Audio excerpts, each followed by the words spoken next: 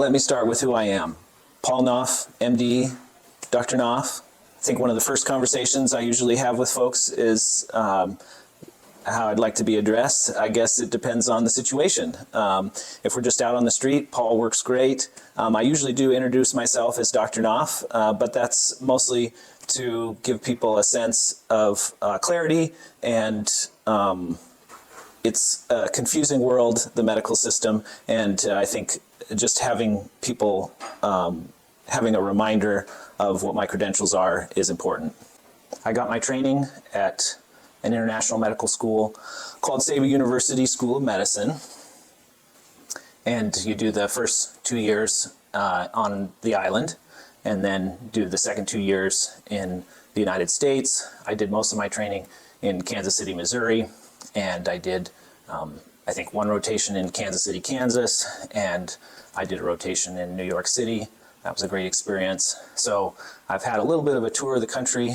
I came back home to the Pacific Northwest, to Olympia, Washington, to do my residency program. So that's 3 years of family medicine residency program. And I'm board certified in family medicine. I've been working for a big healthcare ministry for about 15 years, and I'm going to be transitioning to an independent practice in Montesano, Washington. So if you've been my patient, fantastic, love to see you out there if it works out for you. Why would I be making these videos? Well, I feel like I'm already doing it. I feel like I'm making videos already because the kind of questions that I want to talk about in the videos are the questions that people ask me when they see me. They want to know what I think about new things in medicine. They want to know what I think about things that are related to medicine, like new vaccines or even government policies or insurance policies. And there just isn't a lot of time to talk about these things in a visit. I mean, my primary focus is always the purpose of the visit. You know, what does the patient, what do they want from the visit? I try to focus on those things that are related to disease prevention and disease treatment, but there are a lot of things that come up when people see me, a lot of things they want to know. And I thought that YouTube or something like that, making videos for the internet, would give me an opportunity to reach out and discuss some of those things in a super efficient way. You know, instead of having to explain, 1,000 times what I think about access to care, something like that. I can put it out there for people to view when it's convenient for them. It gives me a great opportunity to work with my nephew Jacob, who is interested in this kind of stuff. It gives me an opportunity to tap into a community that's there already that likes to get information, and I'm one of those people, through media like YouTube.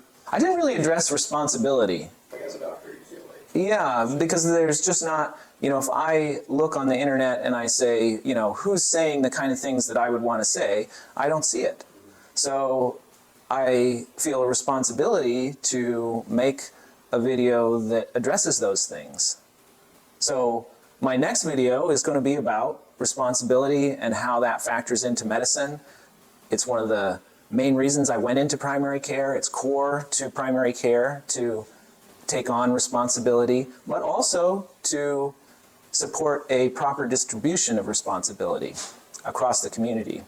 One of the reasons I want to do these videos is that there are revelations that I've had about some particular area of my life, whether it's exercise or some aspect of health that I think changed my life. And that's all I mean by revelation, is that it's something that came up, and when you discovered it, you latched onto it, and you decided that from that day forward, you were probably going to live your life in that way.